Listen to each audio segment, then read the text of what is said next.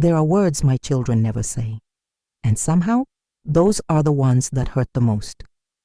It had been weeks since the gas was shut off, months since we had a full fridge. But what haunted me more than hunger, more than unpaid bills, was the silence at our dinner table. Not just the kind that fills a quiet room, but the kind that wraps around you like a fog, cold, dense, and hard to breathe through. Noah still asked about his dad, but only sometimes now. "Do you think Dad's coming to my game next month?" I froze the first time he asked that, a spoonful of soup hovering in the air. Lily didn't look up from her plate. "I don't know, sweetheart," I said. "Maybe." It was a lie, of course, but it was better than telling him no. Better than watching the light go out in his eyes all over again. He nodded and went back to chewing like it was just another question. Like he'd asked about the weather. I excused myself to the kitchen a few minutes later, pretending to check on the pot. But I just stood there, hand against the wall, eyes shut, breathing in the weight of his hope. A child's belief in something that wouldn't happen. A belief I couldn't correct.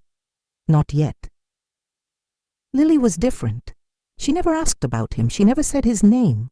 But I could see it in her face. Every time I opened the pantry and found it empty. Every time a notice came home from school about unpaid fees. Every time I looked too long at her worn shoes or turned off the lights early to save power. Her silence wasn't naive like Noah's. It was sharp, intentional. She was angry, and she was storing it. One night I came into her room to find her journaling in bed, legs tucked under a heavy blanket, hair falling over her face. "Can I sit?" I asked. She shrugged but didn't stop writing. I sat on the edge of her bed and looked at her hands, small but tense. Her fingers pressed hard into the pen, like every word she wrote was fighting its way out of her. "What are you writing about?" I asked. "Nothing." "Anything you want to talk about?" "No." Another pause. I almost said, "I know you miss him," but something stopped me. Instead, I said, "You've been really strong, Lily. I hope you know that." She finally looked at me. Her eyes were darker than I remembered, older. "I shouldn't have to be strong all the time," she said. "I'm a kid." And there it was, the honesty, the pain I couldn't protect her from. I reached for her hand, but she pulled it back gently, not out of rejection, but out of distance, a boundary she needed. "I know, baby," I whispered. "I know." She turned back to her notebook. I sat a minute longer, then kissed her on the head and left the room. In the hallway, I pressed my forehead to the wall. For the 1000th time, I thought about calling him. For the 1000th time, I didn't, because I knew he wouldn't pick up, and if he did, I wasn't sure I could trust myself to stay calm. That night, as I lay in bed, I thought about the pain my kids carried. Not loud, screaming pain, but quiet pain, the kind that burrows deep and changes you from the inside out. And I hated that they had to carry it. I hated that I couldn't take it from them. But more than anything, I hated that he had the power to make them feel forgotten and didn't even care. The world keeps spinning, the bills keep coming. But inside this house, time feels slower. Every moment stretches longer, heavier, filled with the words we don't say. And still, every morning, I get up and make breakfast from nothing. I kiss their foreheads and tell them we'll be okay. Because even if I don't believe it yet, they need someone who does. It was just past 6 in the evening when I saw him again. I had gone out to buy a gallon of milk, on foot, since the car had long since broken down and never recovered. The sun had dipped low, and the last stretch of light hung above the rooftops like the final note of a sad song. The grocery bag in my hand was light, too light for what I'd spent. Milk, bread, 1 apple for each child. That was it. That was all I could afford. I wasn't expecting to see him. I wasn't prepared. But life doesn't wait for you to feel ready. There he was, standing across the street near a cafe, dressed in that same tailored coat he used to wear to office meetings, polished shoes, clean-shaven, his hair trimmed, expensive watch catching the last of the daylight. He looked good, not haunted, not like a man who'd left 2 children behind, and beside him, her. She was younger, blonde, tall. Her laugh carried. She was holding on to his arm like she belonged there, like we had never existed. I stopped walking. My hand tightened around the plastic bag until it stretched white at the handles. I tried to breathe slowly, but my heart was already racing. He hadn't seen me yet. Part of me wanted to turn around, just walk away, pretend this never happened. But another part, the part that hadn't spoken since the day he left, told me, "Don't move, not this time." He turned, our eyes met, and just like that, the world narrowed to a single moment. His expression didn't change. Not even a flicker of guilt, not surprise, not shame, nothing. "Elena?" he said flatly, nodding once. "Bradley," I returned, my voice quiet but steady. The woman beside him glanced at me with polite curiosity, like I was a stranger, just a face on the sidewalk. There was a pause. He didn't ask about the kids. He didn't ask if I was okay. He looked at the grocery bag in my hand, then back at my face. "You holding up?" he asked, as if we were old co-workers running into each other at a gas station. I could have laughed at the absurdity of it. "Fine," I lied. "We're managing." He nodded again. "That's good." That was it. That was all he had, nothing more. Across the street, 2 women I knew from church stood frozen. I saw them watching, pretending not to. I imagined the questions forming in their minds. Is that her husband? Is that the woman he left her for? Should we wave? Should we look away? I felt the heat crawl up my neck, not from shame, but from rage. Not because he had moved on, but because of how easy it was for him. How he could look me in the eye and feel nothing. How he could ignore the broken shoes on Lily's feet and the way Noah still asked about his birthday. "Well," he said, reaching for the door behind him. "Take care." And just like that, he turned to go. Something in me snapped. "You don't even ask," I said, my voice louder than I expected. He stopped. "You don't ask how they're sleeping, if they're eating, if they miss you." He turned slightly, uncomfortable now. "Good." "They're just kids, Bradley. Your kids. They didn't choose this." "I'm not here to argue," he said, jaw tight. "No, of course not," I whispered. "You never are." The girl with him looked nervous now, tugging at his sleeve. I stepped back, my hand still gripping the grocery bag. "I hope one day when someone you love needs you and you don't show up, you remember this moment." He didn't respond, and I didn't wait for him to. I walked away, not fast, not with drama, but with purpose. Every step I took was a step away from who I used to be. The version of me who swallowed shame, who kept her head down, who made excuses for his absence. When I got home, Lily looked up from the couch. "Everything okay?" she asked. I didn't cry. I didn't collapse. I just nodded. "Yeah," I said.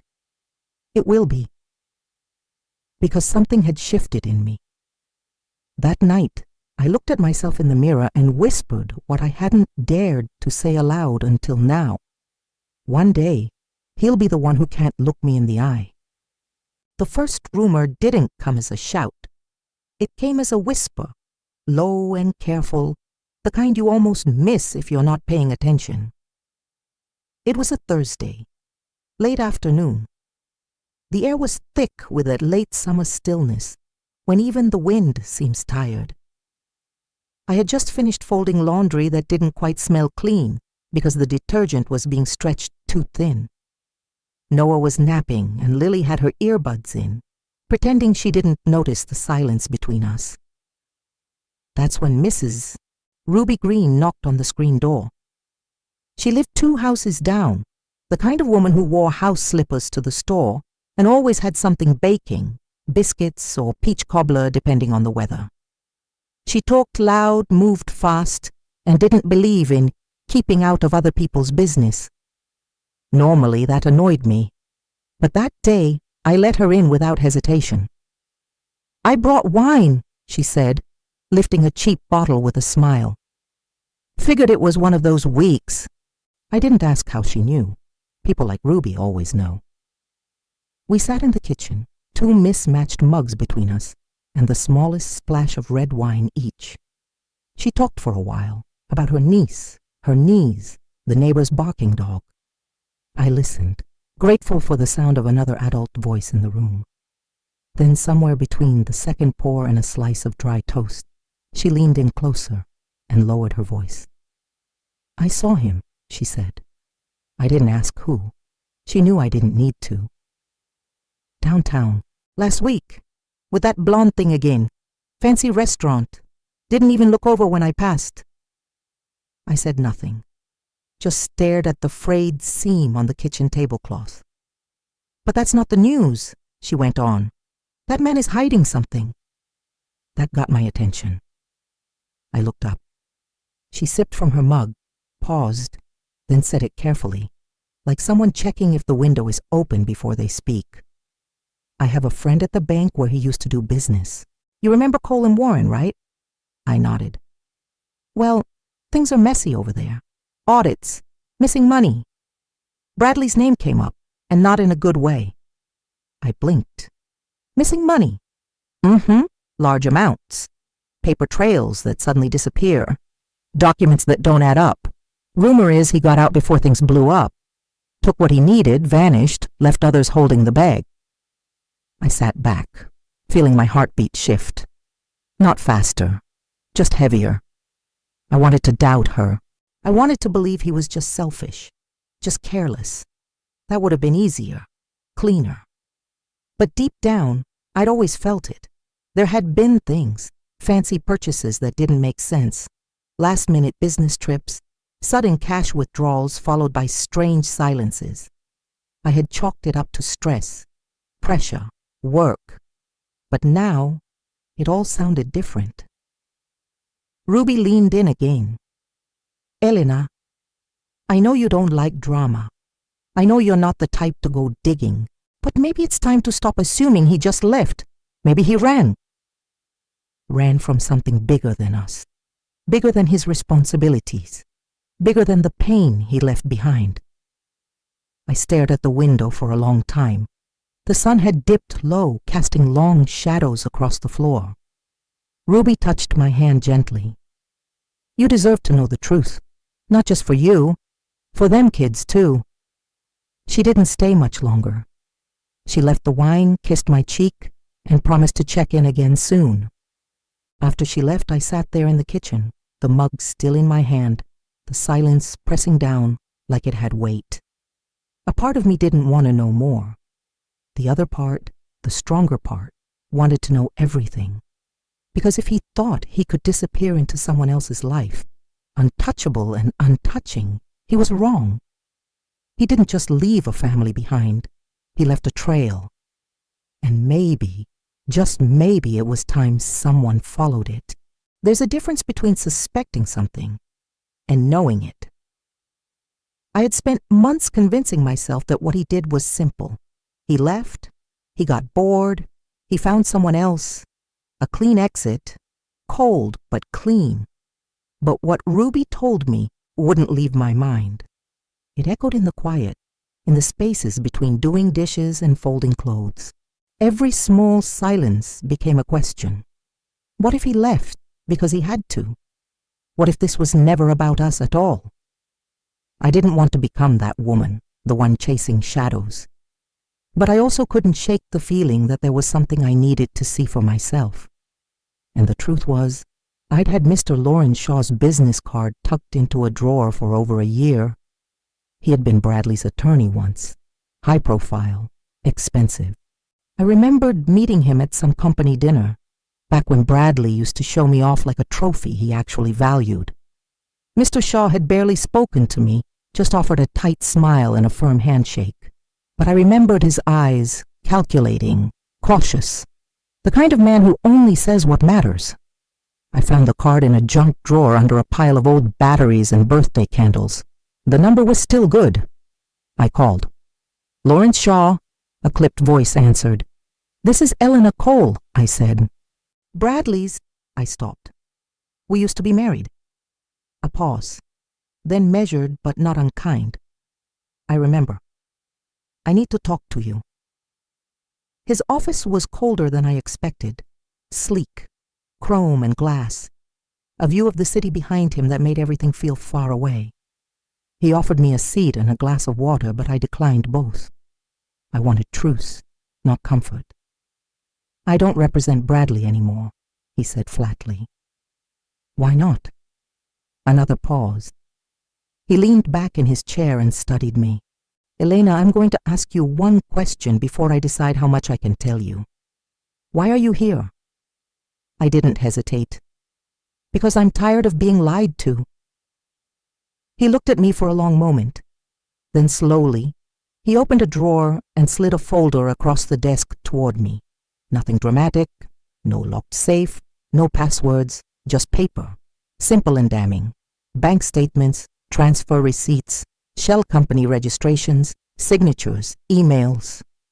I skimmed the pages, my hands trembling. Hundreds of thousands of dollars moved through fake businesses, rerouted through international accounts, fabricated expenses, signed contracts that led nowhere. Most of it dated back over 2 years before he left us, while we were still eating dinner together, while I was still kissing him goodnight. "How long have people known?" I asked quietly. "There's no official indictment yet, but his name is in every document. He's not just involved, he orchestrated it, and I think he knew the walls were closing in." My throat was dry. I closed the folder. "Why show me this?" I asked. "Because you deserve to know who he really is, not just the version he sells to strangers." I looked out the window, down at the busy street below. People hurrying along, unaware of the lives crumbling behind polished glass. "You think he'll go to prison?" I asked. Shaw exhaled slowly. "Depends on whether someone talks." The words hung in the air between us. I stood, folder still in my hand. "Thank you." He nodded. "If you decide to do something with it, just be careful. Men like Bradley, they don't go down quietly." I walked home in silence. No music, no calls, just the soft crush of gravel beneath my shoes and the weight of truth against my chest. When I got home, Lily was doing homework. Noah was drawing spaceships at the table. "Mom?" Lily asked. "Everything okay?" I nodded. "Everything's about to be," I said. That night, after they went to sleep, I opened the folder again. I laid the papers out on the bed like puzzle pieces. And for the first time in a long time, I didn't feel powerless. I felt something else. Not anger, not revenge, leverage. I stared at the documents for hours.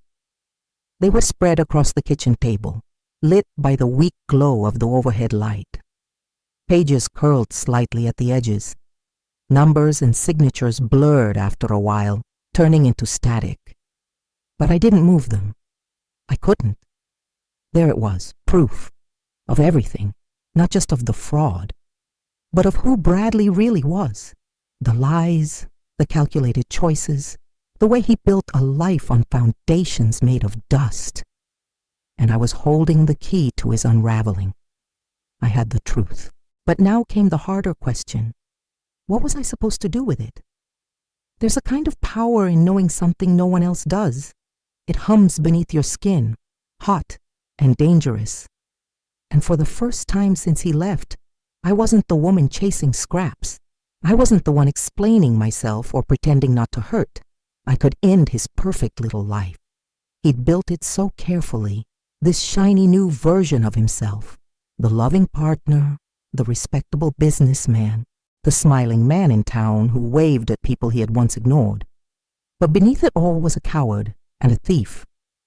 And now I could expose him. But what would it cost me? I looked at the clock. 11:48 p.m. The house was quiet. I could hear Noah's soft breathing from the hallway, the creak of Lily turning in bed. This house had grown so used to silence that I could hear everything it carried. My children's hope, their grief, their unanswered questions. Would exposing him bring them peace or just more pain?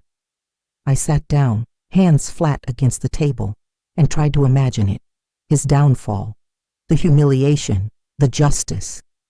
I thought it would feel satisfying, but instead, it felt hollow. This wasn't a movie. There was no dramatic music, no audience cheering. There was just me, alone in my kitchen, with the smell of burnt coffee in the air and a pile of secrets I didn't ask to find. Was this justice? Or just vengeance dressed in better clothes? He deserved it. God, he did. But was I doing this for my kids, or because of him? That's when I heard a voice behind me. "You're still up." Lily stood in the doorway, hair messy, blanket wrapped around her shoulders. She looked older in the shadows, like someone who had already learned too much. "Couldn't sleep," I said. She came closer, eyes scanning the papers, though I knew she couldn't make sense of it all. "What is all this?" she asked. I didn't lie. "Proof of what your father did." She blinked, said nothing for a few seconds, then softly, "Are you going to use it?" I didn't answer right away. Instead, I asked, "What would you do?" She pulled out a chair and sat next to me. "I'd burn it all," she said first. "Then I'd tell the truth. Not for him, for us." I looked at her, startled. "Why?" "Because I'm tired of feeling small," she said. "And I think you are too." That stayed with me. Long after she went back to bed, I stayed there, staring at the documents one last time. Then I gathered them, not to throw away. Not yet. I placed them carefully in a folder, tucked it into the drawer under the sink, behind the batteries and the candles, right where I had found his name the first time. Tomorrow would come, and I'd be ready. Because this wasn't about vengeance anymore. This was about truth, about not staying silent, about showing my kids that even quiet people have power. It happened on a Saturday, a community fundraiser at the town hall, one of those events with too many folding chairs, lukewarm coffee in styrofoam cups, and people pretending they weren't just there to be seen. A local school was trying to raise money for new playground equipment, and someone had thought it would be nice to gather former students and donors. Of course, Bradley was one of the keynote speakers. Successful local entrepreneur, longtime supporter of youth programs, his face was on the flyers, clean-shaven, smiling, wearing the suit he used to wear to court when things still felt solid between us. I stared at that photo the night before, the way you stare at a stranger you almost recognize. That morning I dressed plainly. Nothing flashy, just black jeans, a dark sweater, and a braid to keep my hair out of my face. I didn't need to be noticed, only heard. Lily knew what I was going to do. She had helped organize the folder. Noah didn't know, but he hugged me tighter before I left, as if he felt something shifting in the air. The town hall was packed. Laughter, polite claps, familiar faces, people I'd stood next to in grocery store lines, whose kids had gone to school with mine. I moved quietly through the crowd, folder tucked under my arm like a second spine. I didn't feel afraid, just clear. Bradley took the stage halfway through the program. Applause followed him, light and warm. He stood behind the podium with ease, thanking people by name, cracking a few tired jokes, quoting his favorite lines about giving back to the community. The crowd ate it up. I watched from the back, heart steady. Then came the moment. "If anyone would like to come forward and share something, feel free." No one moved at first. Then a few hands raised. A teacher spoke about old playground injuries. A business owner offered a donation. The room was soft, casual. I stepped forward. The sound of my boots on the tile floor turned a few heads. Bradley's smile twitched. He recognized me instantly. So did others. I stood next to the podium but didn't take it. I didn't need his place. I brought my own voice. "My name is Elena Cole," I said, loud enough for everyone to hear. "Some of you know me. Some of you know my children." Silence settled. I was married to Bradley for almost 12 years. We built a home together. We raised a family. And 11 months ago, he walked away without explanation. Most of you assumed it was personal, private. I let that assumption stand. I opened the folder, pulled out a single sheet, and held it in both hands. But what most of you don't know is that while you've been listening to him talk about community and growth, he's been hiding something, stealing actually, from the very businesses he claimed to support. Gasps, murmurs. This document shows one of several transfers, funds redirected into fake companies. Companies Bradley created himself. I have emails, signatures, a timeline. I handed the page to one of the committee members seated nearby. His face drained as he read it. Bradley finally spoke. "Elena, this isn't the place." "This is exactly the place," I said, cutting him off. "You used this town, these people. You stood here today asking for donations, pretending to be a leader. But you're a liar, and I won't let you keep hiding behind a suit and a smile." Someone from the crowd asked, "Is this real?" I turned. "It is. There's more if anyone wants to see it. And if the authorities need it, they'll have it too." Bradley took a step forward, trying to regain control. "You don't understand the full story." "No," I said. "You don't. You don't understand what it's like to go to bed hungry so your kids don't have to. You don't know what it's like to lie to your son about whether the lights will stay on. To watch your daughter become silent and guarded because the man she looked up to, it disappeared without a word." He opened his mouth, but nothing came. The crowd watched. Some looked shocked, others ashamed for believing him, for never asking. I took one breath, and then I walked away. No applause, no music, just truth ringing in the silence behind me.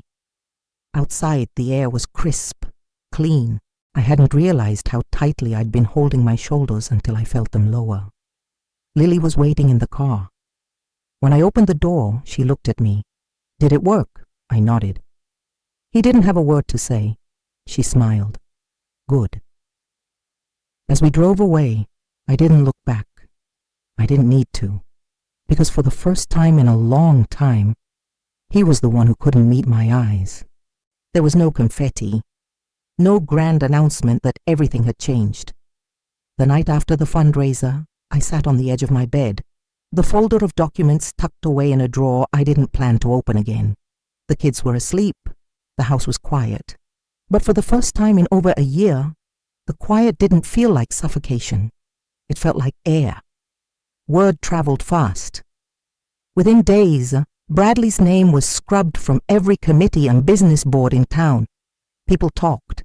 Some defended him. Most didn't. But I didn't involve myself in those conversations. I wasn't interested in gossip or glory. What I did wasn't for them. It was for my children. And for me. The weight I'd carried for so long of pretending, of apologizing for what I didn't break, had finally lifted. In its place came something unfamiliar. Lightness. Not happiness, not yet, but relief. Noah noticed first. He started coming home from school smiling, drawing again. He made a paper spaceship and taped it to the fridge. He said it was for our next chapter. I didn't ask what he meant. Children understand healing in ways adults forget.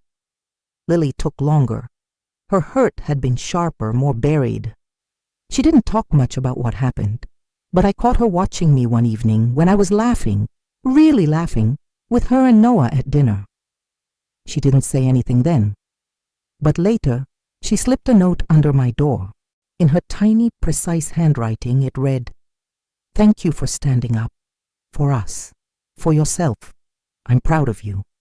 I pressed that note to my chest and cried for a long time. Not from sadness, but because I hadn't realized how badly I needed her to say that. We didn't become a new family overnight. There were still hard days, still bills to pay, still nights where I'd wake up at 3 a.m. and stare at the ceiling, wondering if I had done everything right. But something inside me had shifted permanently. I no longer walked with my head down at the grocery store. I no longer explained our life to people who never asked about our pain. I no longer avoided my own reflection. I found part-time work at a local office, admin tasks, steady hours. It wasn't glamorous, but it meant groceries and light and dignity. It meant not depending on anyone who could walk away again. Bradley never reached out. There was a brief mention of an investigation in the local paper, but no follow-up. I didn't chase it. His consequences were his to carry now. I had carried enough. One afternoon, while I was sweeping the porch, I saw Mrs. Ruby Green walking by. She stopped at the gate and smiled. "You look different," she said. "How so?" "Like a woman who doesn't apologize for breathing anymore," I smiled. "Feels about right." She winked and kept walking. That night I cooked dinner without counting the slices of bread. We ate with the windows open, the late summer air drifting in. Noah told us a joke that made no sense and laughed so hard he almost choked. Lily rolled her eyes but smiled behind her glass of water.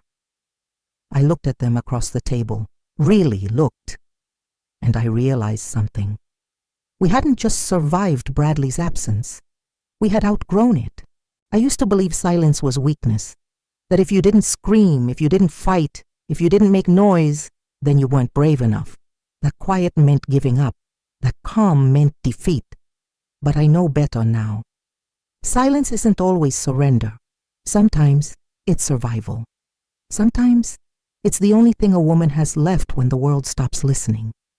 For so long, I held everything inside. The shame of being abandoned, the guilt of not being enough, the crushing responsibility of 2 small lives staring up at me, asking for answers I didn't have. I didn't cry in public. I didn't ask for help. I didn't explain myself, because who was I, if not strong? But now I see it clearly. I wasn't silent because I was weak. I was silent because I was afraid. Afraid that if I spoke the truth about him, about our pain, about how close I came to breaking, no one would stay. That they'd walk away, just like he did. So I carried the silence. Until I didn't. Telling the truth didn't set me free in a dramatic, cinematic way. There was no applause, no rescue. But there was something else.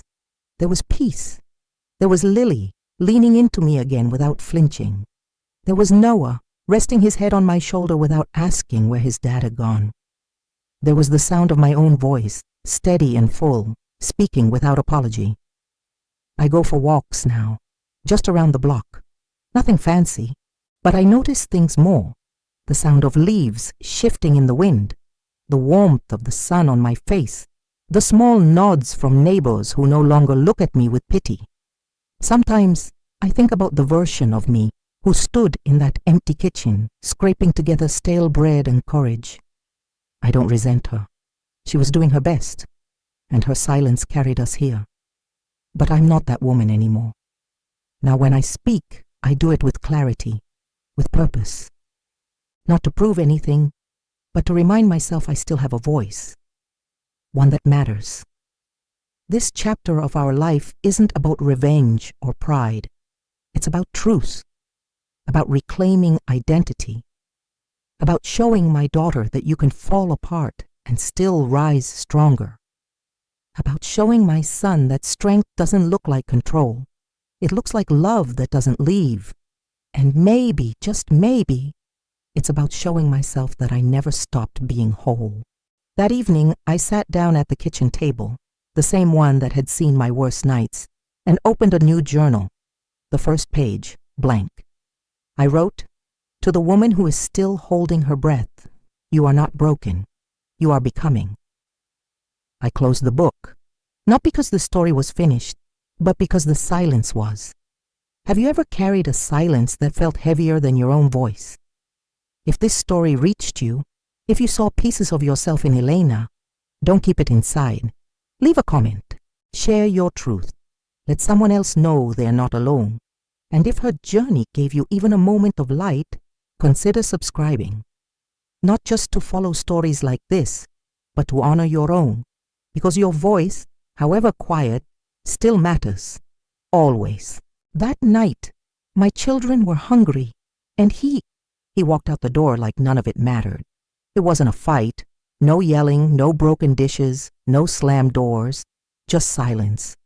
A kind of silence that settles deep in your bones when you've already said everything 100 different ways and still haven't been heard. The kitchen was dark, except for the light above the stove.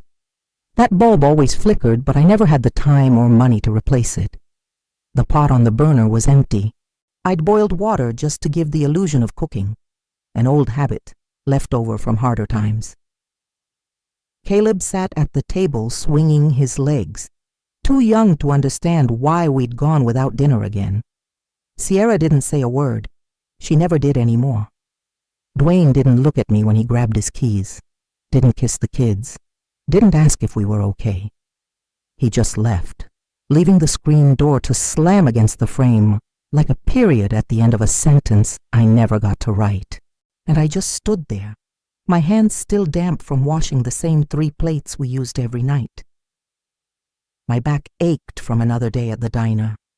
My chest felt tight, but not from sadness. No, that had passed months ago.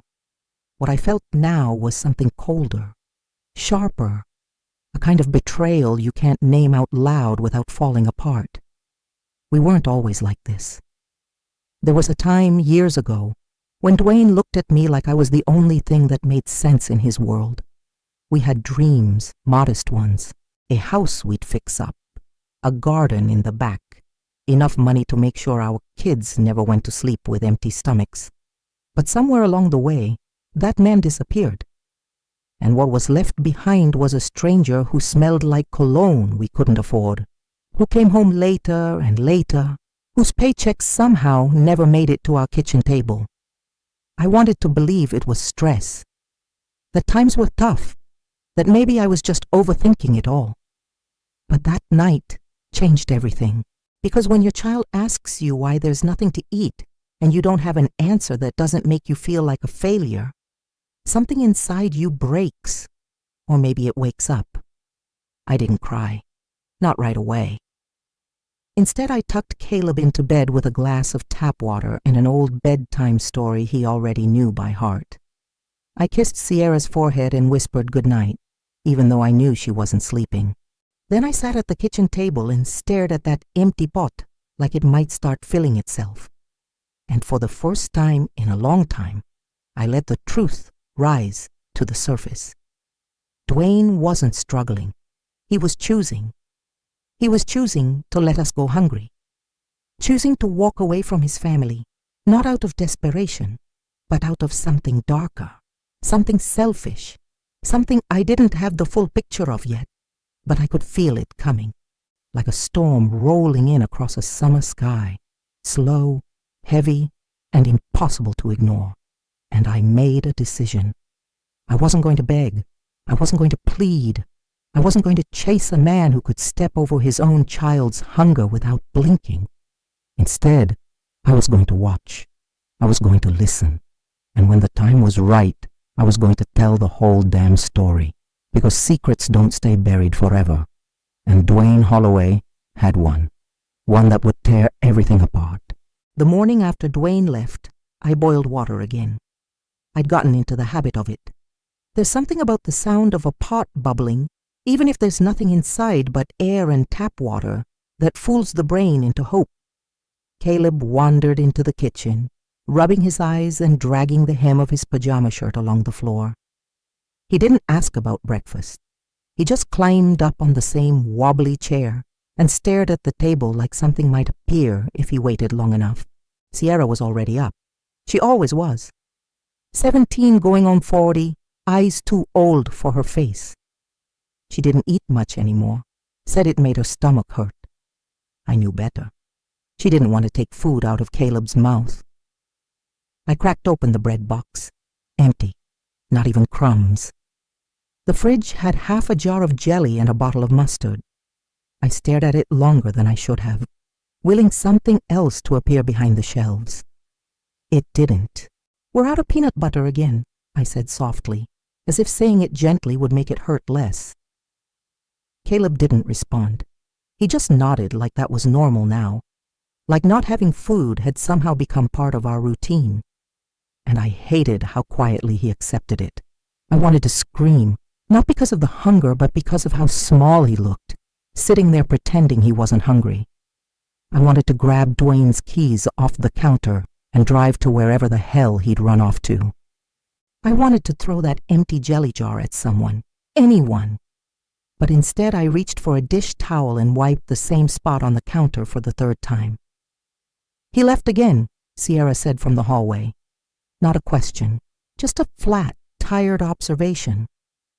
"Yeah," I replied. That was all I had in me. She came into the kitchen, her eyes scanning the room like she was trying to memorize this version of life before it changed, if it ever would. She sat down across from Caleb and pulled her knees up into the chair. "Why does he even come back at all?" she asked. I didn't have an answer. Not one that would make sense to a girl who had learned to read her father's lies before she'd learned to drive. "I don't know, baby." It was the closest to honesty I could offer. The truth is, Dwayne came back just enough to keep me hoping. He'd show up after 3 days gone, smelling like hotel soap and stale cigarettes, toss a 20 on the dresser, and mumble something about overtime.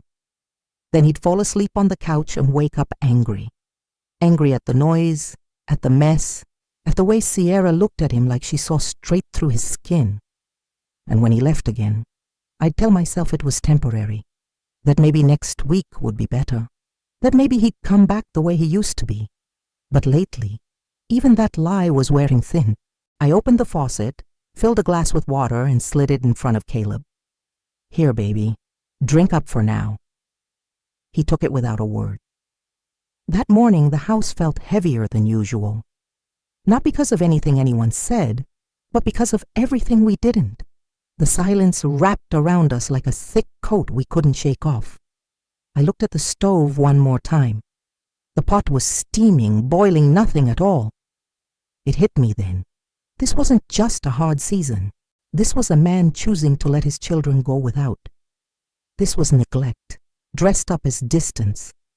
Disinterest, passed off as tiredness. And I had been making excuses for too long. I leaned against the counter, arms crossed over my chest, and looked at my 2 kids, their faces, their hunger, their silence. This would be the last time I let them sit in front of an empty plate and call it normal. Sierra didn't speak much anymore. She used to talk all the time, about school, about music, about boys with crooked smiles and good sneakers.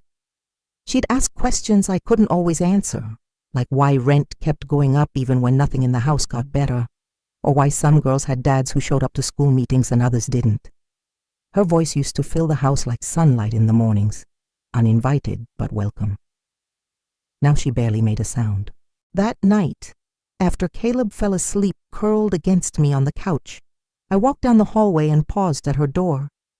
It was cracked open, just enough for me to see her lying on her side, knees pulled into her chest, staring at the wall. Her room was clean, always was. That was her way of controlling something, anything, in a world where too much felt out of reach. I knocked gently. She didn't move. "I'm coming in," I said softly, and pushed the door open. She didn't turn to look at me.